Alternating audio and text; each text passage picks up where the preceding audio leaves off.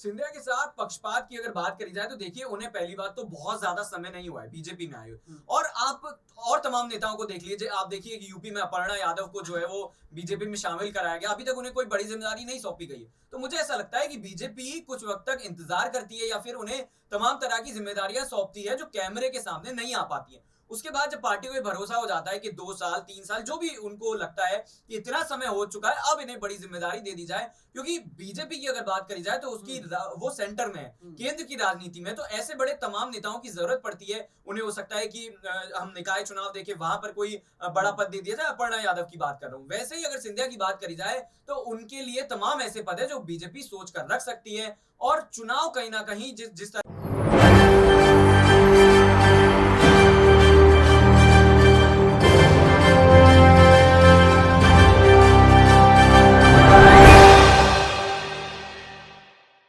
नमस्कार, आपके साथ मैं हूं ऋतिक सविता। स्वागत है आपका एसपीएन 9 न्यूज के इस खास प्रोग्राम में।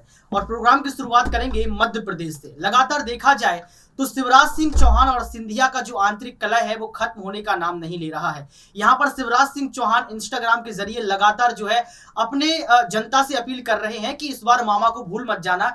वहीं ज्योतिरादित्य सिंधिया लगातार अपने स्तर पर जो है जनसंपर्क भी करते हुए नजर आए हैं। तो बड़ा सवाल ये है कि क्या शिवराज सिंह चौहान और सिंधिया में से देश के प्रधानमंत्री ये चुन पाएंगे कि अगला सीएम कौन होगा? क्योंकि लगातार देखा जाए तो कमलनाथ ये दावा ठोक रहे हैं कि अब की बार कांग्रेस सरकार, और जहां कांग्रेस सरकार दावा ठोकती है वहीं अरविंद केजरीवाल घुस जाते हैं और सेंधमारी कर देते हैं। अरविंद केजरीवाल राजस्थान और मध्य प्रदेश के लिए सक्रिय हो गए हैं। तो क्या यहां पर कमलनाथ को झटका लगेगा या फिर आम आदमी पार्टी इस बार फिर से बीजेपी को जिता देगी? और अगर बीजेपी जीतती है तो अगला सीएम कौन होगा? इसी मुद्दे को लेकर हमारे साथ बात करने के लिए मौजूद है हमारे सहयोगी कपिल। आपका बहुत बहुत स्वागत है कपिल। शुक्रिया। कपिल, लगातार आप भी मध्य प्रदेश की जो है खबरें कर रहे हैं, पढ़ रहे हैं, तो आपको क्या लगता है कि यहाँ पर बीजेपी पार्टी का क्या बड़ा फैसला हो सकता है सिंधिया को लेकर? देखिए, बीजेपी की अगर बात करी जाए तो सिंधिया को लेकर अभी फिलहाल कोई फैसला बीजेपी लेगी ये नजर नहीं आ रहा है। सबसे पहले जो है वो चुनाव में जाने की तैयारी हो रही है।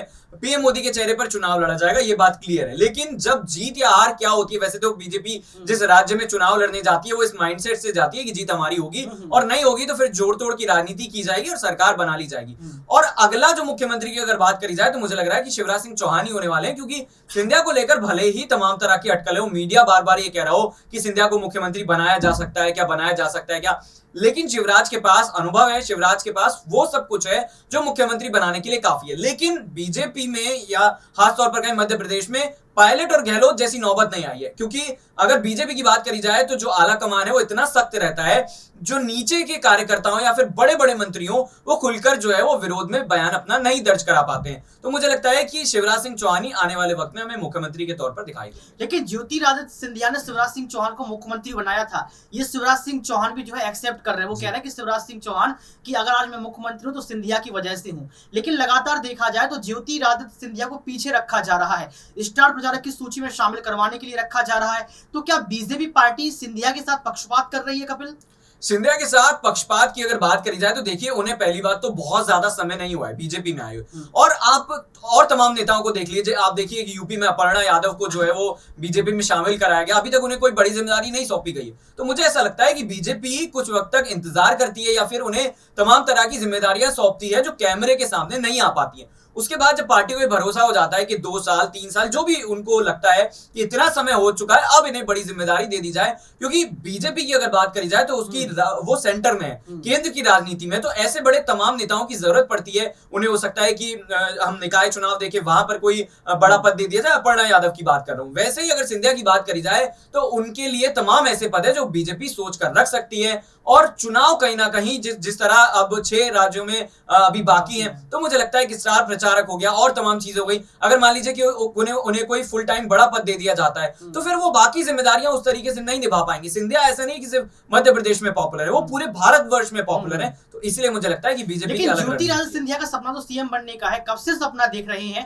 कांग्रेस पार्टी छोड़ने का सबसे बड़ा कारण यह भी बताया जाता है क्योंकि उनको सीएम बनना था। ज्योतिरादित्य सिंधिया के नारे लगे थे कि हमारा सीएम कैसा हो, सिंधिया जैसा हो। इसके बावजूद भी कांग्रेस पार्टी ने कमलनाथ को सीएम बना दिया गया। लेकिन क्या आपको लगता है कि यहाँ अगर शिवराज सिंह चौहान की जगह सिंधिया को सीएम बना दिया जाता है बीजेपी की तरफ से, तो क्या शिवराज सिंह चौहान का राजनीतिक कैरियर खत्म हो जाएगा कपिल?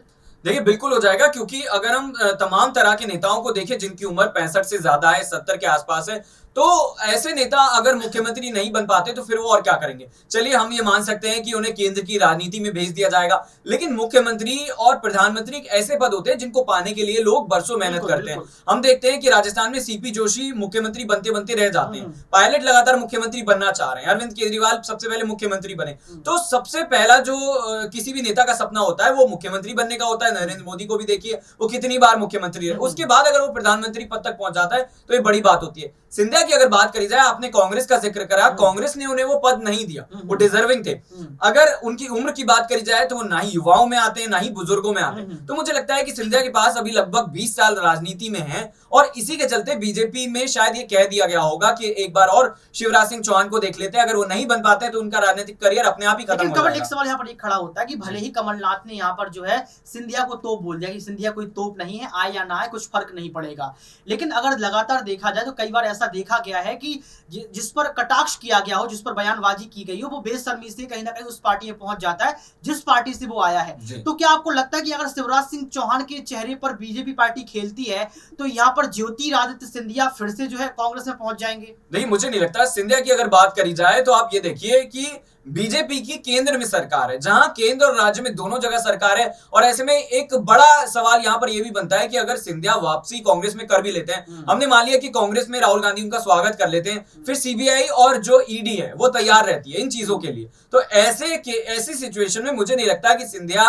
एक बार भी कांग्रेस में वापस जाने के बारे में सोचेंगे। दूसरी चीज ये भी है कि शायद सिंधिया आम आदमी पार्टी में जाए, शायद सिंधिया अपनी पार्टी में। मैं आपको टोकना चाहूंगा यहाँ पर, क्योंकि आपने आम आदमी पार्टी का जिक्र किया और लगातार देखा गया कि आम आदमी पार्टी की अगर कोई दुश्मन पार्टी है तो वो कांग्रेस पार्टी है। आप कहीं से भी देख लीजिए, सुपड़ा साफ हमेशा कांग्रेस का ही हुआ है, और लगातार अरविंद केजरीवाल राजस्थान और मध्य प्रदेश में जो है प्रवेश कर चुके हैं। तो आपको क्या लगता है कि यहाँ पर क्या कमलनाथ जो दावा ठोक रहे हैं वो फेल साबित हो जाएगा? क्योंकि लगातार देखा जाए तो अरविंद केजरीवाल भी दावा ठोक रहे हैं कि अब की बार केजरीवाल सरकार। तो आपको क्या लगता है कि यहाँ पर बीजेपी को फायदा होने वाला है या फिर अरविंद केजरीवाल अपनी सरकार बना लेंगे? और अगर ऐसा होता है तो क्या कोई बीजेपी या कांग्रेस से बड़ा चेहरा कमल यहाँ पर केजरीवाल के साथ नजर आएगा? देखिए, मध्य प्रदेश की अगर बात करी जाए तो फिलहाल केजरीवाल के पास तो कोई बड़ा चेहरा नहीं है जिन्हें वो मुख्यमंत्री बना सके या ये बोल सके हम चुनाव जीत जाएंगे तो मुख्यमंत्री बनेंगे। तो अरविंद केजरीवाल को पता है कि यहाँ पर हम सरकार भले ही नहीं बना पाएंगे, लेकिन हम या तो जो सेंधमारी है कांग्रेस के वोट बैंक में वो कर पाएंगे, और ज्यादा से ज्यादा ये होगा कि वो तमाम सीटें जीत सकते हैं। लेकिन बीजेपी की अगर बात करी जाए तो उसे पता है कि हम जीत सकते हैं।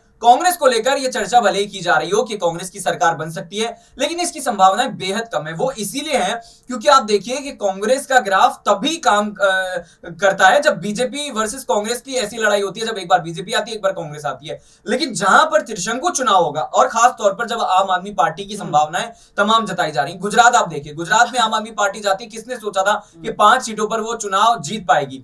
वोट बैंक की अगर बात करी जाए, वोट शेयर की बात करी जाए, तो लगातार ये कांग्रेस में सेंधमारी हो रही है। तो मुझे लग रहा है कि अरविंद केजरीवाल का ग्राफ बढ़ेगा, लेकिन कमलनाथ मुख्यमंत्री नहीं बन पाएंगे, बीजेपी ही अपना मुख्यमंत्री बनाएगी। लेकिन वक्त ये तय करेगा कि आखिर मध्य प्रदेश का अगला मुख्यमंत्री कौन होगा और कौन सी पार्टी यहाँ पर जीतती हुई नजर आएगी। हालांकि वक्त बहुत ज्यादा नहीं बचा है यहाँ पर। लगातार देखा जाए तो कांग्रेस पार्टी, बीजेपी पार्टी और आम आदमी पार्टी सक्रिय हो चुकी है, लेकिन देखना यह होगा कि बीजेपी जीतती है तो यहाँ पर शिवराज सिंह चौहान और सिंधिया में से सीएम कौन होगा, और अगर यहाँ पर कांग्रेस पार्टी या आम आदमी पार्टी जीतती है तो उनका मुख्यमंत्री चेहरा कौन होगा। आज के लिए सिर्फ इतना ही। देखते रहिए SPN9 न्यूज।